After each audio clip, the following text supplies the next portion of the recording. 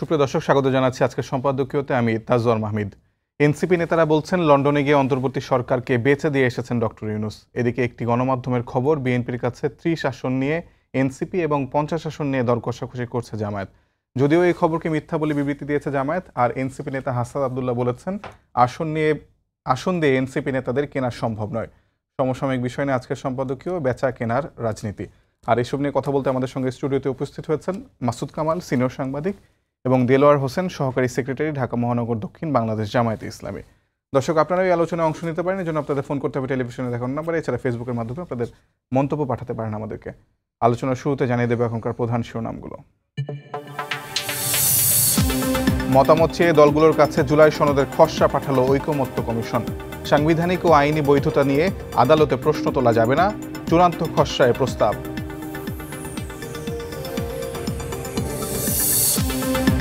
সাম্প্রদায়িক শক্তি ও পলাতক আওয়ামী লীগের ভোট বানচালের ষড়যন্ত্র রুখে দেওয়ার হুঁশিয়ারি বিএনপির। পিআর দাবিতে অনড় জামায়াত, আগে গণপরিষদ নির্বাচন চায় এনসিপি। ঘোষিত সময়েই হবে ভোট, কারো কথায় কান না দেওয়ার পরামর্শ স্বরাষ্ট্র উপদেষ্টার। আওয়ামী লীগ অংশ নেবে কিনা আইনি প্রক্রিয়ার সমাধান করবে সরকার ও ইসি।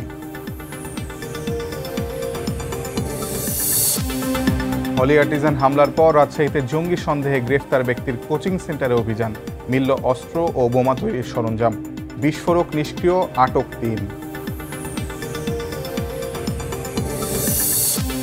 বাড়িঘর ঝোপঝাড়ে মিলছে লুটপাটের সাদা পাথর, সয়লাব সিলেটের বিভিন্ন গ্রাম, জড়িতদের নাম বলতে নারাজ এলাকাবাসী। 2.5 লাখ ঘনফুট উদ্ধার, আটক হয়নি কেউ।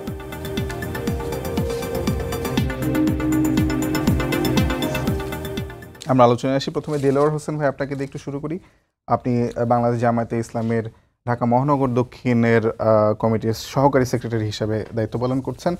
আমার কাছে প্রশ্ন সেটি হলো, আজকে একটি গণমাধ্যমে খবর প্রকাশ হয়েছে যে জামায়াতে ইসলামী বিএনপির সঙ্গে দর কষাকষি করছে আসন্ন নির্বাচনে, অর্থাৎ জাতীয় নির্বাচনে তারা 50টি সিট নিয়ে বিএনপির সঙ্গে সমঝোতায় আসতে চায়। এই খবরটিকে যদিও আপনারা মিথ্যা বলছেন, কিন্তু আবার অপরদিকে আমরা শুনলাম যে যারা আপনাদের পক্ষ থেকে বক্তব্য আছে যে বা পত্রিকায় যে খবরটি প্রকাশ হয়েছে সেখানে বক্তব্য আছে যদি এরকম না হয় তাহলে আপনারা নির্বাচনে নাও অংশ নিতে পারেন। আপনাদের আসলে অবস্থানটা কি, এটা জানতে চাচ্ছি। জি, ধন্যবাদ আপনাকে। সাথে আন্তরিকভাবে ধন্যবাদ জানাচ্ছি আমার বিজ্ঞ সহ-আলোচক, আর সাথে যারা আজকের অনুষ্ঠানটি দেশ এবং বিদেশ থেকে দেখছেন। তো আপনি বলছিলেন যে আসলে যে কথাটি বলছেন এটা যে বিএনপির সাথে আসন সমঝোতা, এটা একেবারেই বলা যায় যে আমার কাছে খুবই আশ্চর্যজনক একটা কথা মনে হচ্ছে আর কি, কারণ প্রশ্নই ওঠে না। আমরা ইতিমধ্যেই 300 আসনে ইলেকশন করার জন্য আমরা প্রস্তুতি গ্রহণ করেছি এবং ইতিমধ্যে আমাদের 300 আসনের জন্য প্রার্থী ঘোষণা হয়েছে এবং প্রত্যেক প্রার্থী নিজ নিজ এলাকায় সেখানে নির্বাচনের প্রচারণা চালাচ্ছেন, নির্বাচনের জন্য প্রস্তুতি নিচ্ছেন। একই সাথে যেভাবে আমরা নির্বাচনের প্রস্তুতি গ্রহণ করছি, আবার এই নির্বাচনটা যেন সুন্দর হয়, সুষ্ঠু হয়, গ্রহণযোগ্য হয়, এটার জন্য আমরা একই সাথে এখানে কাজ করছি। আপনারা জানেন ইতিমধ্যে আমরা এই নির্বাচনটাকে সুষ্ঠু করার জন্য যে সংস্কার, যে মৌলিক সংস্কার, সেই মৌলিক সংস্কারের ব্যাপারে আমরা আমাদের দাবি তুলেছি। সেই দাবিগুলোর ব্যাপারে আমরা কথা বলেছি এবং ইতিমধ্যেই আমরা রাজপথেও কিন্তু আমরা শক্ত অবস্থান নিচ্ছি। কারণ আমরা জানি যে দীর্ঘ 16 বছর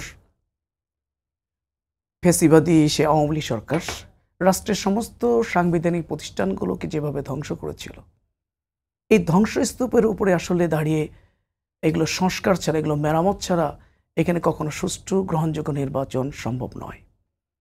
এজন্য আমাদের যে 7 দফা দাবি, এই 7 দফা দাবির মধ্যে অন্যতম গুরুত্বপূর্ণ হলো মৌলিক সংস্কারগুলো। যে সংস্কারের ব্যাপারে এখন পর্যন্ত আমাদের দৃশ্যমান এবং মানুষ একটা সুন্দর নির্বাচনের জন্য যে ধরনের পরিবেশ চাচ্ছে, সেই ধরনের পরিবেশ কিন্তু এখনো তৈরি হয় নাই। এখনো লেভেল প্লেইং ফিল্ড তৈরি হয় নাই। এখনো যে গণ-অভ্যুত্থানে যারা শাহাদত বরণ করলেন, সে সমস্ত হত্যাকাণ্ডের ঘটনার কিন্তু এখনো বিচার, দৃশ্যমান বিচার হয়নি, যেগুলো হলো আপামর জনতার দাবি।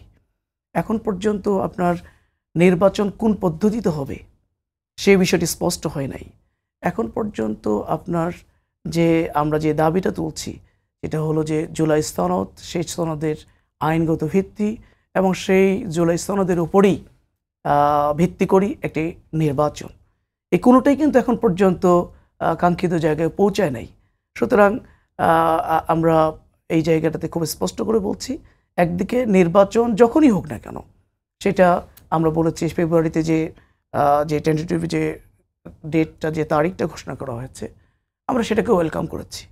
আমরা বলেছি এপ্রিল হোক, ফেব্রুয়ারি হোক, ডিসেম্বর হোক, এটা যদি মনে করে সরকার যদি চায় যে আমরা যেই সংস্কার, যে দাবিগুলো আমরা দিয়েছি, যেই সংস্কারগুলো হলে পরে একটা সুন্দর গ্রহণযোগ্য নির্বাচন সম্ভব, এই দাবিগুলো যদি পূরণ হয়ে যায়, সংস্কারগুলো যদি হয়ে যায়, তাহলে 1 মাস পরে নির্বাচন হতে পারে, আমাদের কোনো আপত্তি নেই।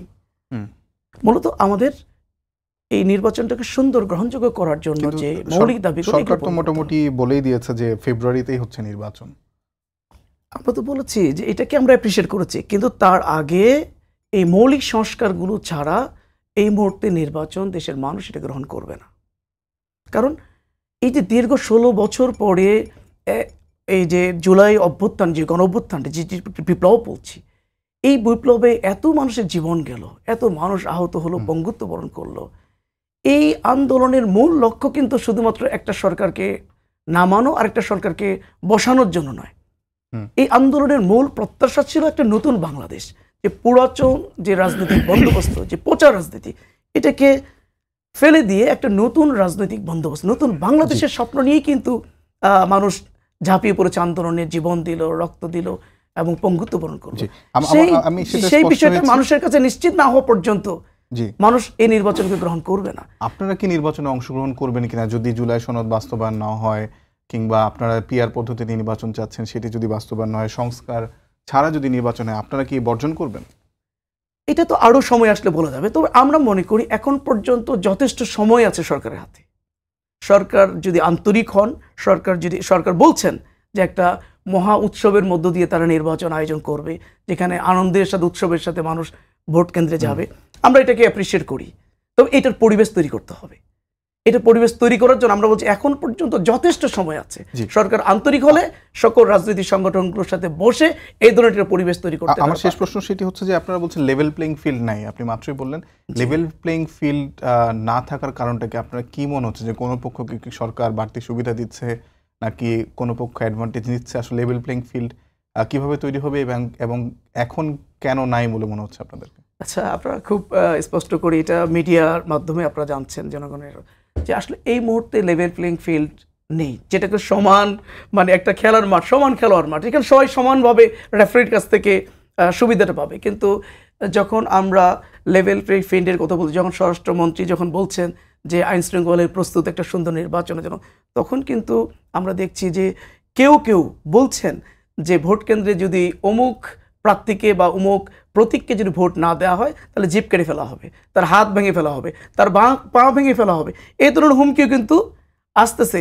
কেউ কেউ আবার থানার ওসিকে ন্যাংটা করে মানে থানা থেকে বিতাড়িত করার হুমকি দিচ্ছেন।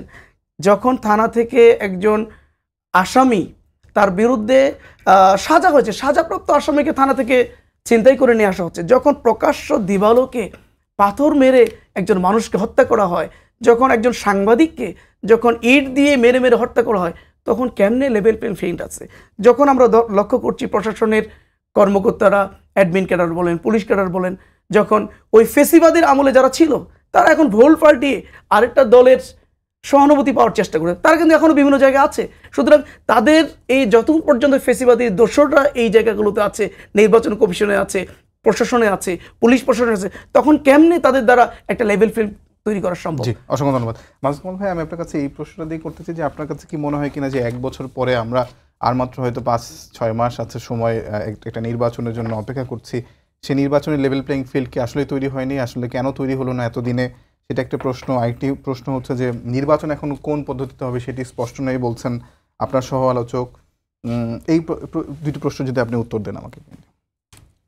প্রথমত হলো যে নির্বাচন কোন পদ্ধতিতে হবে এটা নিয়ে আমি কিন্তু অতটা কনফিউজ না। আমি না এই কারণে জামাতে ইসলাম পিয়ার পদ্ধতিতে নির্বাচনটা চেয়েছেন, কিন্তু জামাতে ইসলাম বলে নাই কখনো যে পিয়ার পদ্ধতিতে নির্বাচন না হলে তারা নির্বাচন বর্জন করবে। আমি এই পর্যন্ত শুনি নাই ওনারা এই কথাটা স্পষ্ট করে বলছেন যে পিয়ার পদ্ধতিতে নির্বাচনের জন্য ওনারা রাজনৈতিক আন্দোলন করবে। এটা তো একটা পলিটিক্যাল পার্টি আন্দোলন হতেই পারে, দাবি হতেই পারে। পিয়ার পদ্ধতিতে যদি আমাকে ব্যক্তিগতভাবে জিজ্ঞাসা করেন, আমি তো পিয়ার পদ্ধতি চাই, আমি নিজে পিয়ার পদ্ধতির পক্ষে। আমার কাছে মনে হয়েছে এটা একটা ভালো পদ্ধতি।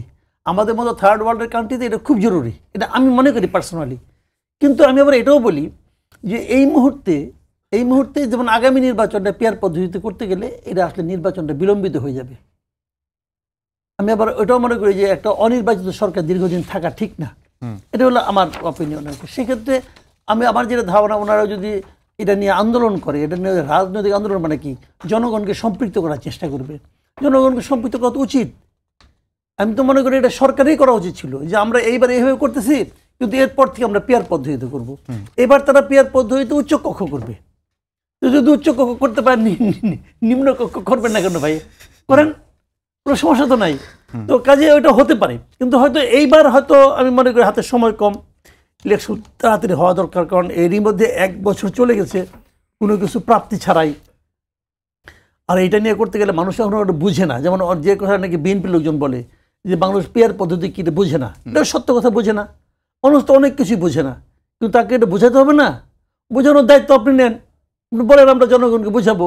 মানুষকে সংস্কার আগে বুঝতো, 31 দফা মানুষ বুঝতো। ওনারা যে রাষ্ট্র সংস্কার আন্দোলনের জন্য 31 দফা দিচ্ছে, এটা কি মানুষকে বুঝতো না? ওনারা বুঝাচ্ছেন, এই সরকার সংস্কার করেছে বুঝাচ্ছেন। কাজে বোঝে না, এটা কোনো এক্সকিউজ না।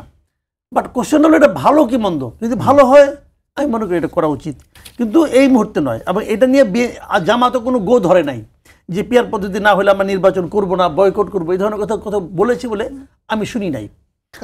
আজকেও জামাতে যিনি সেক্রেটারি কি বলেছেন মিয়া গোলাম পরে বলেছেন, কোন দল পিয়ার পদ্ধতিতে নির্বাচন চায় না, চায় আগামী সংসদ নির্বাচন পিয়ার পদ্ধতিতে অনুষ্ঠিত হবে। দেশের জনগণ পিয়ার পদ্ধতি গ্রহণ করবে, নির্বাচনের প্রার্থী হবে দল, ব্যক্তি নয়। তিনি চেয়েছেন, জি। বাট না হলে ইলেকশন করবেন না, এটা কথা বলেছেন কিনা না, আমি এখনো দেখিনি কোথাও। ওটা তো চাবেই, এটা তো ওনাদের বলছে, তো এটা আমাদের রাজনৈতিক দাবি। এটা ওনারা এই লাইনটাকে হাতে রেখে ওনারা রাজনীতি করতেছেন, এটা হতেই পারে, এটা কোনো সমস্যা নেই। এখন দ্বিতীয় যেটা কথা বললেন যে আপনার লেভেল প্লেইং ফিল্ড জিনিসটা হলো কি, এটা আসলে মানে মনে করার ব্যাপার। আমি যেটা মনে করি, যেমন সন্ত্রাস আছে, নির্বাচন তো মনে করেন আপনার আসলে এটা তো অনেক দিন ধরে হবে না। নির্বাচন ধরেন আপনার মানে 1 মাস হলো নির্বাচনের জন্য মোটামুটি একটা সময়, যে এই সময় প্রচার চলবে। তো এই সময় আপনি পুরো পুলিশ বাহিনীকে, এখন যে বলতেছেন আপনারা যে পুলিশ বাহিনী তাদের মনোবল ফিরে আসে না, পুলিশ বাহিনী অ্যাক্টিভ না, এটা বাস্তবতা। পুলিশ অ্যাক্টিভ না। পুলিশকে যে ছোটো ছোটো পোলাপান গালাগালি করে দেখি, মাঝে মাঝে তো ভিডিওতে দেখি। এই পুলিশ বাহিনীকে অ্যাক্টিভ করা কঠিন, এই কারণে আপনাদের কঠিন, মানে এই পুলিশ বাহিনী কিন্তু অ্যাক্টিভ করার চেষ্টাই করেনি এই গভর্নমেন্ট। পুলিশ বাহিনী সে মনোবল ফিরিয়ে আনার চেষ্টা কি গভর্নমেন্ট করে নাই? আপনাকে একটা কথা মনে রাখেন আপনি, যে পুলিশ বাহিনী আপনার হাসিনা পুলিশ বাহিনী বলা হোক, আমি মানতে রাজি আছি হাসিনা পুলিশ বাহিনী এটা, কিন্তু আপনি এটা কীভাবে চেঞ্জ করবেন? ধরেন একজন লোকের রক্তের মধ্যে দূষিত রক্ত আছে, মনে করেন ব্লাড ক্যান্সার হয়েছে বা কিছু হয়েছে, আপনি তার সব রক্ত ফেলাই দিতে পারবেন একবারে? সে আসবে না। তো রক্ত একদিক দিয়ে পড়বে, আরেকদিক দিয়ে আবার ঢোকাইতে হবে, কিন্তু এটা তো একটা সময় সাপেক্ষ ব্যাপার।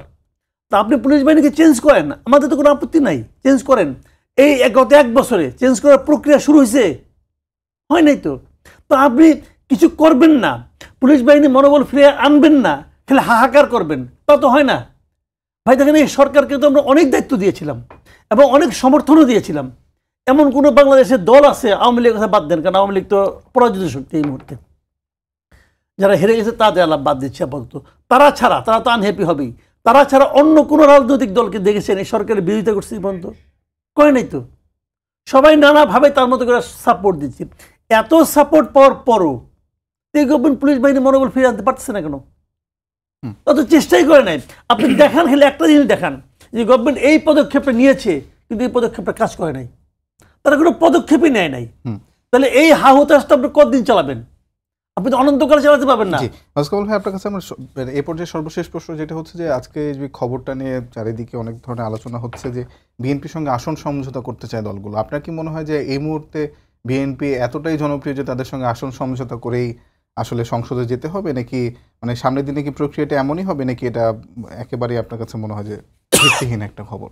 দেখেন এখানে কারা চায়, যে অ্যাক্টিভ দলগুলো আছে এর মধ্যে কোনো সন্দেহ নাই যে জামাত চায় না। আমি মনে করি জামাত চাবে কেন? জামাত তো ক্ষমতায় যেতে চায় না ভাই, সে কেন বিএনপির সঙ্গে করবে? কোনোদিন শুনছেন আপনি যে প্রথম এবং দ্বিতীয়র মধ্যে কোনো সমঝোতা হয়? সমঝোতা হয় মানে দ্বিতীয়ের সঙ্গে তৃতীয় অথবা তৃতীয়ের সঙ্গে চতুর্থ। প্রথমের সঙ্গে সমঝোতা হতে পারে যার যে তৃতীয় সে। আমি ধরে নিচ্ছি এই মুহূর্তে 1 এবং 2 হলো বিএনপি এবং জামাত। আমার বিবেচনায় বিএনপি 1 নম্বর আছে, জামাত 2 নম্বর আছে। তো জামাত কেন বিএনপির সঙ্গে যাবে? জামাত বরং চেষ্টা করবে 3-4 যারা আছে তাদেরকে নিয়ে বিএনপিকে হারিয়ে তার ক্ষমতায় যেতে চাইবে। জামাত পলিটিক্স করে কেন বলেন তো আপনি? কি কারণে পলিটিক্স করে? জামাত তো প্রত্যেকটা পলিটিক্যাল পার্টিতে পলিটিক্স করে এই কারণে তারা ক্ষমতায় যেতে চায়, মানুষকে বুঝায় যে ভাই আমি তোমার জন্য বেস্ট লোক, আমাকে ভোট দাও, আমি ক্ষমতায় যেয়ে তোমার চেহারা চেঞ্জ করে দেবো। এটা তো মূল লক্ষ্য তো এটাই। তো সেই লক্ষ্যে সে জামাত বিএনপির সঙ্গে কেন যাবে? কারণ বিএনপির সঙ্গে যদি সে যায় তাহলে তো বিরোধী দলকে, বরঞ্চ আপনি বলতে পারেন যে এনসিপি একটা চেষ্টা করতে পারে, অথবা অন্য যারা ছোট পার্টি আছে এবি পার্টি, অমুক পার্টি, তমুক, এরা একটা চেষ্টা করতে পারে যে বিএনপির সঙ্গে আমি করে যদি 2-1টা আসন পাই। যে জিনিসটা আমরা গতবার নির্বাচনের সময় দেখছিলাম, আওয়ামী লীগের সঙ্গে ইব্রাহিম সাহেব গিয়েছিলেন ওনার দল নিয়ে, যে যদি আমি একা এত বছর রাজনীতি করলাম কিছু পাইলাম না, এখন সংসদে 2-3টা কথা বলতে চাই। তো এরকম হতে পারে, কিন্তু সেটা এনসিপি করতে পারে। কারণ এনসিপি জন্য মানে আসলে কোনো একটা জোটে যাওয়ার ছাড়া ওদের উপায়ও নাই খুব বেশি একটা, কারণ একা একা তারা তো কিছু করতে পারবে না ভাইয়া। জি, অসংখ্য ধন্যবাদ। আমি পিআর পদ্ধতির আলোচনা যেহেতু আসলে সে তো আপনাকে একটু প্রশ্ন করতে চাই দেলোয়ার ভাই, সেটা হচ্ছে যে আপনাদের সেক্রেটারি জেনারেল আজকে বলছেন যে নির্বাচনের প্রার্থী হবে দল, ব্যক্তি নয়। তো আমি এটাকে আপনারা দুজনেই পিআর পদ্ধতির পক্ষে একমত। আমি তারপরে একটু প্রশ্নটা করতে চাই যে ধরেন আমার এলাকা একটা, ধরেন আমি এখন যেখানে আছি কারণ বাজার বা বাংলা মোটর, সেখানে যিনি দাঁড়াবেন মানুষ তো আসলে ব্যক্তিকে দেখেই ভোট দিবে, মানুষকে দলকে দেখে ভোট দিবে। মানে তার এলাকার কে এমপি হবে সেটা তো তার নির্ধারণ করার এখতিয়ার আছে বা তার ইচ্ছা থাকতে পারে। কোন দল আসবে না আসবে সেটা মানে তার এখতিয়ার নাও থাকতে, মানে তার ইচ্ছার মধ্যে নাও থাকতে পারে। আবার একটা বিষয় হচ্ছে যে স্বতন্ত্র কেউ কেউ দাঁড়ায়, স্বতন্ত্ররা তো আসলে কোনো দল থেকে দাঁড়াচ্ছে না, তখন মানুষ আসলে কোন দলকে দিবে? স্বতন্ত্রকে কি তাহলে ভোট দিবে না? আপনাদের যুক্তিগুলো কি কি আসলে? আমি প্রথম যে বিষয়টি বলতে চাই সেটি হলো যে পিআর পদ্ধতিটা এখন পৃথিবীর একটা অনেক জনপ্রিয় একটা পদ্ধতি। এই জনপ্রিয় পদ্ধতি এবং সহজ পদ্ধতি এবং এটা কালো টাকা থেকে বেরিয়ে আসা, পেশি শক্তি থেকে বেরিয়ে আসা, কেন্দ্র দখল থেকে বেরিয়ে আসার একটা উত্তম পদ্ধতিরও পিআর পদ্ধতি, যার কারণে পৃথিবীতে প্রায় 91টা দেশে এই পিআর পদ্ধতি চালু আছে এবং আমাদের দক্ষিণ এশিয়ার মধ্যে অনেকগুলো দেশে চালু আছে। আমাদের বিগত 54 বছরে যে নির্বাচনগুলো হয়েছে সেখানে যে পদ্ধতিতে নির্বাচন হয়েছে সেই পদ্ধতিতে আমরা কি দেখেছি? আমরা দেখেছি এখানে হলো মনোনয়ন বাণিজ্য। এখানে কি দেখেছি? এখানে হলো আমরা দেখেছি যে নির্বাচনের সময়গুলোতে পেশি শক্তির ব্যবহার।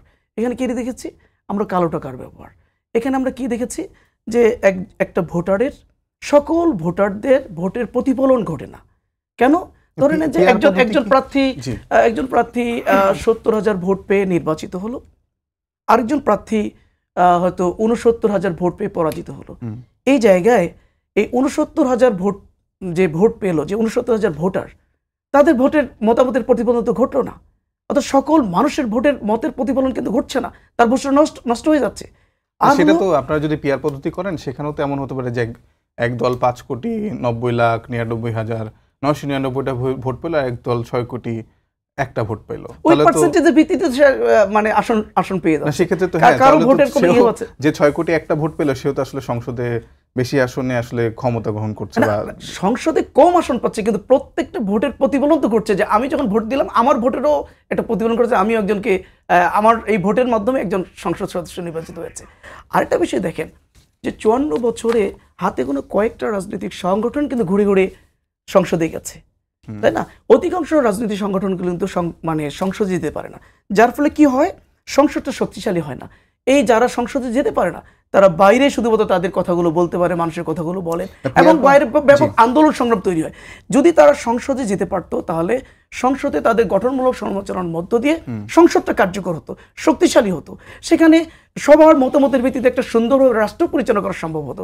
কিন্তু এই বর্তমান পদ্ধতিতে নির্বাচনের ফলে সেই সুযোগটা কিন্তু কিন্তু পিআর পদ্ধতি নির্বাচন আসলে তো আমি যে প্রশ্নটা প্রথমে করছিলাম যে ধরেন আমার দল একটা করতে আমি বাধ্যই হচ্ছি, দল না করলে আমি কখনো জনসেবা করতে পারবো না। ধরেন আমার ইচ্ছা হতে পারে যে আমি দল করব না, আমি স্বতন্ত্রভাবে দাঁড়িয়ে জনসেবা করব, আপনি তো সেই সুযোগ আমাকে দিচ্ছেন না পিআর পদ্ধতি। আচ্ছা দেখেন, আপনি একজন এমপির কাজটা কি? একজন এমপির কাজ হলো সে আইন প্রণেতা। একটা দেশের জন্য সে সুন্দর সুন্দর আইন প্রণয়ন করবেন, দেশের জন্য সুন্দর পদক্ষেপ, সেই পদক্ষেপটা বাস্তবায়ন করবেন কারা? লোকাল গভর্নমেন্ট, সেখানকার চেয়ারম্যান, সেখানকার এমপি মানে মেম্বার, তারা এটা স্বতন্ত্রভাবে আইন প্রণেতা হতে চাচ্ছে, সেই সুযোগও তো আমি পিআর পদ্ধতিতে পাচ্ছি না। না, স্বতন্ত্র হিসেবে আপনি কোন একটা দলে অবশ্যই যে এখানে কিছু ডিমেরিটস তো আছেই, প্রত্যেকটা সিস্টেমের কিন্তু মেরিট ডিমেরিটও আছে। তো যে সিস্টেমের মধ্যে মেরিটটা বেশি সেটাই তো আমরা গ্রহণ করব। জি ঠিক আছে। আরেকটা প্রশ্ন হচ্ছে যে আজকে মানে এনসিপি নেতারা স্পেশালি হাসনাত আবদুল্লাহ বলেছেন যে লন্ডনে গিয়ে প্রধান উপদেষ্টা সরকারকে বেঁচে এসেছেন। আপনার কি এটা মনে হয় কিনা? এবং নাসিরউদ্দিন পাটোয়ারি একই রকমের কথা বলেছেন যে লন্ডনে গিয়ে সেজদা দিয়ে সরকার সেজদা দিয়েছেন প্রধান উপদেষ্টা, এরকম একটি মন্তব্য করেছেন। আসলে এই জায়গাটাতে আসলে যখন বর্তমান আমাদের যে প্রধান উপদেষ্টা তিনি যখন লন্ডনে গিয়ে বিএনপির যিনি বর্তমানে ভারপ্রাপ্ত চেয়ারম্যান তারেক রহমানের সাথে যখন সাক্ষাৎ করলেন, এটাকে কিন্তু দল হিসেবে আমরা অ্যাপ্রিসিয়েট করেছি, কারণ এই ধরনের একটি বৈঠক হওয়া দরকার ছিল দেশের এই সংকটপূর্ণ মুহূর্তে, এবং এটাকে আমরা অ্যাপ্রিসিয়েট করেছি। আমরা এটার সাথে ডিসএগ্রি করেছি কোনটাতে, আমরা শুধু ডিসএগ্রি করি না, এইটুকু অংশের সাথে সবাই এগ্রি করেছে, বাট বাকি পরবর্তী যে কার্যক্রম এটার সাথে কিন্তু পুরো বাংলাদেশের বিরাট একটা অংশ কিন্তু ডিসএগ্রি। কোনটার সাথে? যে যখন প্রধান উপদেষ্টা এই জায়গায় সকল রাজনৈতিক দলগুলোর সাথে বসতেছেন, কথা বলতেছেন, কথা বলার উপরে কিন্তু একটা ডেট তিনি একটা মোটামুটি ঘোষণা করেছেন এপ্রিলে। লন্ডনে গিয়েই যখন একটা দলের প্রধানের সাথে বসার পরে যখন তিনি আরেকটা ডেট ঘোষণা করলেন, ডিক্লেয়ার করলেন, স্বাভাবিক মানুষের মধ্যে প্রশ্ন তৈরি হচ্ছে, সন্দেহ তৈরি হচ্ছে। তো এতগুলো দলের কথা সাথে বৈঠক করে তিনি একটা ডেট ঘোষণা করলেন, আবার লন্ডনে গিয়ে একটা দলের সাথে কথা বলেই তিনি সেই ডেটটাকে চেঞ্জ করে নিয়ে আসলেন। তার মানে কি ওই যে মঈনুদ্দিন ফখরুদ্দিন সরকারের আমলে যখন আমরা শুনলাম যে এখানে ইয়েকে আওয়ামী লীগকে ক্ষমতায় বসানোর জন্য তখনকার ওই মঈনুদ্দিন ফখরুদ্দিন সরকার একটা ইন্টারনাল সমঝোতা হয়েছে, ইন্টারনাল সমঝোতার ভিত্তিতে পরবর্তীতে একটা বলা যায় যে ডিজিটাল কারচুপি বা একটা পাতানো নির্বাচনের মধ্য দিয়ে আওয়ামী লীগের ক্ষমতায় বসেছে। তো মানুষ কিন্তু সব এই সন্দেহটা করতেই পারে, তাহলে কি ওইখানে সব খেলাটা হয়ে গেছে, ওখানে কি সব সিদ্ধান্ত হয়ে গেছে? এই সব মানুষ যেখানে সন্দেহ করে আমাদেরও তো সন্দেহ সেখানে থাকতেই পারে। এখান থেকে আসার পর থেকেই তো মানুষ সেটাকে সন্দেহ করা শুরু করেছে। সুতরাং এখানে সবচেয়ে ভালো ছিল যে উনি ওনার সাথে কথা বলার পরে আবার ফিরে এসে আবার রাজনৈতিক দলগুলোর সাথে কথা বলার পরে যদি তিনি এই ডেটটা ঘোষণা করলেন, তাহলে আবার দেখলাম আমরা যখন জুলাই ঘোষণাপত্র তিনি এখানে পাঠ করলেন অথবা জাতির উদ্দেশ্যে যখন ভাষণ দিলেন, একই সময়টা কিন্তু তিনি আবার বললেন। তার মানে ওই জায়গা থেকে তিনি বেরিয়ে আসেন নাই। কিন্তু এই জায়গায় দেখুন, একদিকে তিনি নির্বাচনের ডেট ঘোষণা করছেন, অপরদিকে জুলাই ঘোষণাপত্র যখন তিনি ঘোষণা করলেন, এখানে এই জুলাই ঘোষণাপত্রের অনেকগুলো হতাশার দিক আছে, এটা আপনারা জানেন। যেখানে ৭১ থেকে শুরু করা হয়েছে, ঠিক আছে, অ্যাপ্রিসিয়েট করি ৭১ অবশ্যই, তো ৪৭ না ঘটলে তো ৭১ হতো না। ৪৭ যদি না হতো তাহলে তো আমরা ৭১-এর প্রশ্নে উঠতো না, আমরা দেশ স্বাধীন পেতাম না। তো ৪৭-কে ইনক্লুড করা হলো না। এরপরে দেখুন এই যে চলমান ১৬ বছরের যে ফেসিবাদী ৪৭ হতো না, ১৯০৫ হতে ইনক্লুড করা দরকার না, যেটা একবারই আমাদের রিসেন্ট, যেটা মানে আমাদের ব্রিটিশদের বিরুদ্ধে এদেশের একটা বড় ভূমিকা ছিল, এদেশের মুসলমানদের একটা বড় ভূমিকা ছিল, এখানে সব ভূমিকার ফলে কিন্তু আমরা ৪৭ দেশ পেয়েছি। এটার ফলে পরবর্তী সময় আমরা কিন্তু ৭১-এর স্বাধীনতা যুদ্ধের মধ্য দিয়ে আমরা স্বাধীন বাংলাদেশ পেলাম। দেখুন এটা এখানে ইনক্লুড হলো না। ২ নম্বর হলো এখানে দেখুন যে এই দীর্ঘ ১৬ বছর এবং বিশেষ করে জুলাই গণঅভ্যুত্থান এখানকার আলেমদের, এখানকার মাদ্রাসা ছাত্রদের, কওমি আলেমদের, আলিয়া মাদ্রাসা আলেমদের যে একটা বড় ভূমিকা, যেখানে শাপলা চত্বরে এত বড় একটা ঘটনা সংঘটিত হলো, সেই ঘটনাটাও কিন্তু জুলাই ঘোষণাপত্রে আসলো না। এরপর পিলখানায় যে একটা এত বড় ঘটনা ঘটলো, যে ঘটনার মধ্য দিয়ে এখানে ইন্ডিয়া তৎকালীন ফ্যাসিবাদী খুনি হাসিনা সরকারের উপর ভর, তাদের মাধ্যমে মূলত আমাদের দুইটা বাহিনীকে ধ্বংস করার জন্য, দুর্বল করার জন্য একটা বড় ধরনের সেখানে কনস্পিরেসি হলো, যে কনস্পিরেসির প্রায় ৫৭ জন সেনা অফিসার সেখানে নিহত হলো, শাহাদাত বরণ হলো। এত বড় একটা ঘটনা কিন্তু জুলাই ঘোষণাপত্রে স্থান পেল না। তার মানে এগুলো এত বড়। তারপরে হলো রেমিটেন্স, আমাদের দেশের বাইরে ভাইরা যারা রেমিটেন্স যোদ্ধা হিসেবে পরিচিত, যাদের রেমিটেন্সের কারণে বাংলাদেশ অর্থনীতি এগিয়ে যায়, যারা জুলাই গণঅভ্যুত্থানে রেমিটেন্স বন্ধ করে দিয়ে তৎকালীন খুনি হাসিনা সরকারকে মারাত্মক একটা চাপের মধ্যে ফেলে, তাদের কথাও কিন্তু জুলাই ঘোষণাপত্রে আসে। তারপরে হলো দেখুন জুলাই সনদ, সেই জুলাই সনদের ব্যাপারে যেটা বলা হলো যে পরবর্তী সরকার এসে 2 বছরের মধ্যে এটা সংবিধানে সংযোজন করবে বা এটা বাস্তবায়ন করবে। এটা শুভঙ্করের ফাঁকি। জি, শুভঙ্কর ফাঁকি। অসংখ্য ধন্যবাদ। মাসুদ কামাল ভাই, আপনার কাছে একই প্রশ্ন, যেটি আসলে সন্দেহের চোখে দেখছেন জামায়াত ইসলামের নেতারা এবং এনসিপি নেতারা, সেটি সন্দেহের চোখেই দেখছেন, যে কারণে আজকে বলেছেন যে লন্ডনের সরকার বেঁচে দিয়ে এসেছেন প্রধান উপদেষ্টা, এমনটি মন্তব্য করেছেন হাসনাত আব্দুল্লাহ। আবার উপর থেকে নাসির পাটোয়ারি মন্তব্য করেছেন প্রধান উপদেষ্টা লন্ডনে গিয়ে সেজদার মাধ্যমে নির্বাচনের রহি পেয়েছেন। এইসব মন্তব্য বিষয়ে আপনার প্রসঙ্গ মানে আপনার কি মতামত, এবং জামায়াতের যে আশঙ্কা সেটিকে আপনি কতটুকু কিভাবে মূল্যায়ন করেন? দেখেন, আমি প্রথমে ওনাদের কথাটা বলি। এই ঘটনাটা ডক্টর ইউনূস কবে করেছেন? জুনের 13 তারিখে। জি। এরপর 2 মাসের বেশি পার হয়ে গেছে, 2 মাস 2 দিন পার হয়ে গেছে। কিন্তু তখন বললেন না কেন? কারা জামায়াত না এনসিপি। জি, তখন তো বলে নাই, এখন বলতেছে কেন? এবং এখন এত তীব্রভাবে বলতেছে কেন? দেখেন, এগুলো আসলে কোনো কিছু না, আসলে হলো রাজনীতি, নিজস্ব হিসাব নিকাশ। এতদিন এনসিপি ছিলেন ডক্টর ইউনূসের মানে আপনার দল। ডক্টর ইউনূস তো এনসিপিকে নিয়ে কেন্দ্র করে কিছু একটা চিন্তা করছিলেন। এখানে কিন্তু রাজনীতি অনেকেরই আছে, এনসিপিরও আছে, বিএনপিরও আছে, ডক্টর ইউনূসেরও আছে। যে মিটিংটা হয়েছিল তারেক রহমানের সঙ্গে, এই মিটিংটা কে চেয়েছে করতে? তারেক রহমান নাকি ডক্টর ইউনূস? ডক্টর ইউনূস চেয়েছে, সরকার চেয়েছে, তারেক রহমান রাজি হয়েছে। এই জায়গাটাতে আমি আনহ্যাপি, আমি পার্সোনালি আনহ্যাপি যে উনি তো আমার সরকার প্রধান। সরকার প্রধান কিন্তু আমি মনে করি আমার লোক, আমার স্বার্থ উনি দেখবেন। উনি সরকার প্রধান হয়ে বিদেশে যে একটা পলিটিক্যাল পার্টির লিডারের সঙ্গে মিটিং করার জন্য আগ্রহ প্রকাশ করাটা, এটা আমার কাছে শোভন মনে হয় নাই। উনি যদি বলতেন যে তারেক রহমানকে বলতেন যে আপনি আসেন, আপনার সঙ্গে মিটিং করি, দেশে আসেন আপনি, তাহলে সেটা আমার কাছে শোভন মনে হতো। তারেক রহমান যে আপনি দেশে আসতেছেন আজকে 1 বছর উপরে হয়ে গেল, এটা আমার কাছে শোভন মনে হয় না। উনি তো আমাদের লিডার কেন দেশে আসেন না? উনি যদি বলেন যে আমি নিরাপত্তা বোধ করি না, সেটা আপনি বলেন। বিএনপির কোন স্তরের কোন একজন নেতা এ পর্যন্ত কখনো একবারের জন্য বলেছেন এই তারেক রহমান কেন আসতেছেন না? কেউ বলেছেন? কেন বলেন নাই? কেন? আমার জানা আগ্রহ হতে পারে না, আমার মনে প্রশ্ন থাকতে পারে না। মামলা আছে, অনেকে বলেন, অনেকে আলাপ বাদ দেন, অনেকের কথা আমি শুনবো কেন? অনেকে তো অনেক কথাই কয়, অনেকে তো আরো অনেক কথা কয় যেগুলো উচ্চারণ পর্যন্ত করা যাবে না। আমি করবো এগুলো? করবো না তো। ওনার দল কি ব্যাখ্যা দিচ্ছে? ওনার দল এইভাবে কোনো ব্যাখ্যা দেওয়ার প্রয়োজনীয়তা মনে করে না। কেন মনে করে না? ওনার দলকে সে মানুষকে মানুষ মনে করে না? আপনি আমাকে বুঝান না ভাই, কেন মনে করে না? আমি জানতে চাই। ধরেন আমি বিএনপির খুব একটা ভক্ত, আমি জানতে চাই আমার নেতা কেন 1 বছর ধরে আসে না। এই ব্যাখ্যাটা আমাকে কে দিবে? হয় নেতা দিবে, অথবা নেতা যারা কর্মী আছে, দলে যারা লোক আছে, সেন্ট্রাল কমিটি আছে, আমাকে কেউ ব্যাখ্যা দিচ্ছে পর্যন্ত কেন দিবে না? বিএনপির জন্য কিন্তু দেশে জনগণ না, দেশের জনগণের জন্য বিএনপি। জামাতে ইসলামের জন্য কিন্তু আমরা না, আমার জন্য জামাত ইসলাম, এটা মাথায় রাখতে হবে। তো সেই বিবেচনা উনি আসছেন না। তারপরেও আমি মনে করি ডক্টর ইউনূসের সঙ্গে একটা মিটিং হয়েছে, ডক্টর ইউনূস, এটা ডক্টর ইউনূসের আমি বলবো উনি এই জন্য 2 মার্ক কম পাবেন, এই যে ওনার উচিত হয় নাই 1 নম্বর। কিন্তু সেই মিটিং নিয়ে আপনি এনসিপি কোনো মন্তব্য করে দেখছেন যে মিটিংটা করা ঠিক হয় নাই? বলে নাই। এখন তারা কেন বলতেছে? এখন বলতেছে এই কারণে যে এরই মধ্যে ডক্টর ইউনূস ওনার জাহাজ বন্দর শিফট করছে। আচ্ছা, এতদিন এনসিপির বন্দরে ছিল, বন্দর শিফট করে উনি বিএনপির বন্দরে যে ভিড়াইছে। এবং এই জিনিসটা এখন বিএনপি কিন্তু বলে নাই যে আপনি আমার বন্দরে ভিড়ান।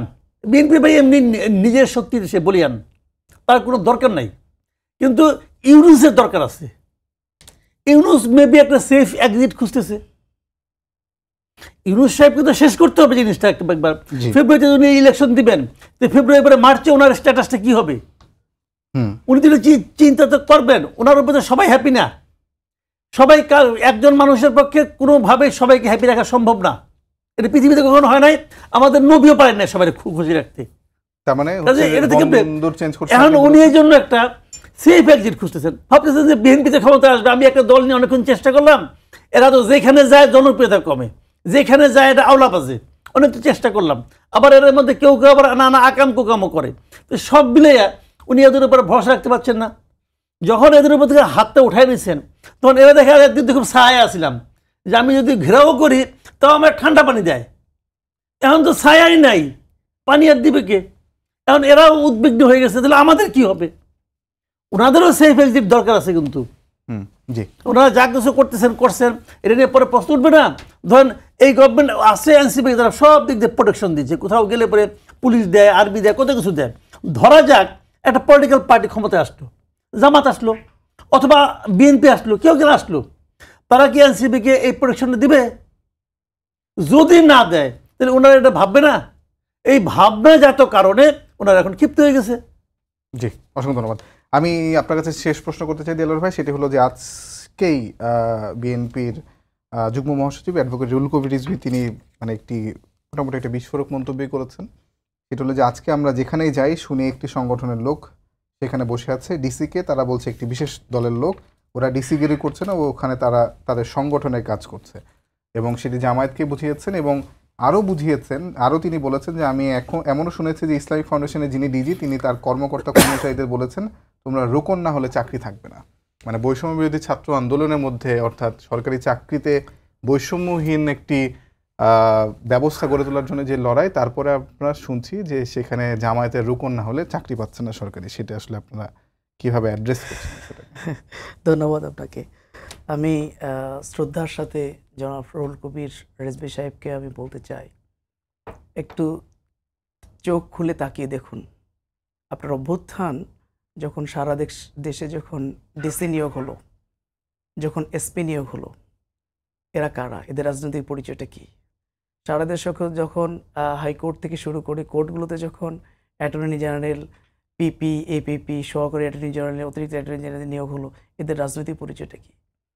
যখন সারা দেশে ইউনিয়ন পরিষদগুলোতে যখন ফেসিবাদীর যারা নির্বাচিত ছিল তারা পালিয়ে গেল, তখন এই জায়গায় এখন কে নিয়ন্ত্রণ করছে? ইউনিয়ন পরিষদ থেকে কারা চাল চুরি করছে, কারা গম চুরি করছে, কারা ভিজেএফের কার্ড নিয়ন্ত্রণ করছে, এগুলো তো তাদের চোখে পড়ে না।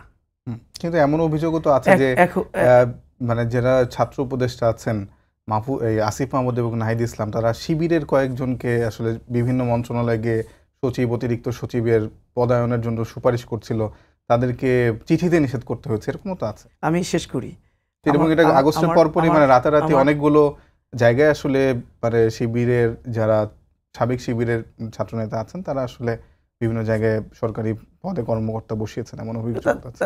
এটা খুঁজে বের করুক, তার তালিকা করুক, দলীয় ভিত্তিতে এগুলো নিয়োগ পাবে কেন? এটা তালিকা বের করুক, খুঁজে বের করুক, নাম তালিকা দিক যে এই জায়গায় শিবিরের ভাইরা বা শিবিরের ছেলেগুলো এই জায়গায় সুপারিশ নিয়ে তারা এসেছে, এটা তালিকা বের করুক।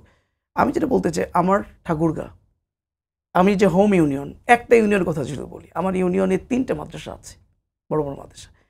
সেই 3টা মাদ্রাসার প্রিন্সিপালকে যখন ফোন করে বলা হয় যে এখানে সভাপতি বিএনপিকে নিতে হবে, বিএনপির অমুককে নিতে হবে, যদি না নেন তাহলে মাদ্রাসায় আসবেন না, হাত ভেঙে দেওয়া হবে, পা ভেঙে দেওয়া হবে। একটা পর্যায়ে জোরপূর্বক বলা যায় যে হুমকি দুমকি দিয়ে বাধ্য করিয়েছেন তাকে সভাপতি বানানোর জন্য, তালিকা পাঠানোর জন্য। স্কুলও আছে প্রায় 60টা, প্রত্যেকটা স্কুলে তারা তাদের দলীয় নেতাকর্মীদেরকে, ওই প্রতিষ্ঠানের প্রধানকে বাধ্যতামূলকভাবে হুমকি দুমকি তাদেরকে সেখানে বসাচ্ছেন। তো সর্বত্রই তো তারাই নিয়ন্ত্রণ করছেন। মামলা বাণিজ্য কারা করছে? প্রশাসনের সাথে। থানাগুলোতে, থানায় তালিকা দিচ্ছে কারা? গোপন একটা তালিকা দিচ্ছে, আমার পছন্দ হলো না, আমার সাথে ব্যক্তিগত সম্পর্ক খারাপ, পারিবারিক সম্পর্ক খারাপ, তাকে একটা দলের ট্যাগ দিয়ে তার নাম আমরা ঢুকিয়ে দিচ্ছি থানার লিস্টের মধ্যে, তাকে গ্রেপ্তার করে নিয়ে এসে আবার থানার মধ্যেই এখানে হচ্ছে, টাকার ভাগাভাগি হচ্ছে, যে 3 লাখ টাকা, ঠিক আছে। এই যে এই কাজগুলো কারা করছেন সারা দেশের, এটা তো মিডিয়ার মাধ্যমে দেশের মানুষ তো একেবারে স্পষ্ট করেই। তাহলে কারা প্রশাসন নিয়ন্ত্রণ করছে, কারা দেশ মানে রাষ্ট্র ক্ষমতায় যাওয়ার আগেই জোরপূর্বক তারা মানে রাষ্ট্রের বিভিন্ন সেক্টরগুলোতে তারা ভূমিকা রাখছে। কিন্তু রোকন না হলে যে পদ পাবে না বা সরকারি চাকরি পাবে না, এমন এটা তো সম্পূর্ণ মিথ্যা বানোয়াট, এটা তার মন গড়া কথা, এটা তার মন গড়া কথা। এটার কোনো প্রমাণ তার কাছে আছে বলে আমার মনে হয় না, এটা হওয়ার প্রশ্নই ওঠে না। শিক্ষা মন্ত্রণালয়ের নানা পদায়ন নিয়ে অনেক ধরনের প্রশ্ন আছে। না, বললাম এটা তো সম্পূর্ণ ভিত্তিহীন এবং মিথ্যা কথা।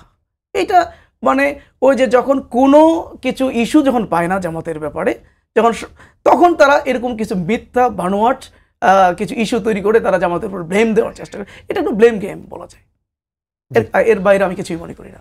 আপনাদের দুজনকে অসংখ্য ধন্যবাদ এতক্ষণ আমাদের সঙ্গে আলোচনায় যুক্ত হওয়ার জন্য। সবাইকে ধন্যবাদ জানিয়ে শেষ করছি আজকের সম্পাদকীয়। আগামীকাল আবারও দেখা হবে একই সময়ে। শুভরাত্রি।